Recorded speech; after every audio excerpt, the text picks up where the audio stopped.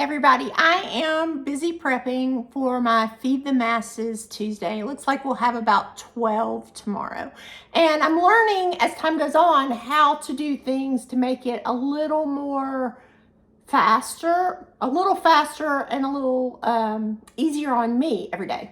So today, even though it's Monday, I have started my Marry Me chicken in a crock pot. So I looked up a Pinterest recipe for Marry Me chicken for a crock pot. I buy the big packs of chicken breasts and I half them, and then I buy a little pack and I half it and put it all in there. I'll put the recipe in, but I kind of adjusted the recipe a little bit in that on the top I added fresh basil and some sun-dried tomatoes, and I'll probably add some Parmesan cheese before I serve it.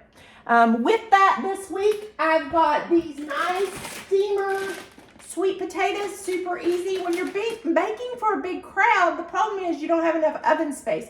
So I use my microwave, my oven, and my stove as much as possible. I'll also be putting with that a creamy cheese spinach recipe. I'll put that in there too.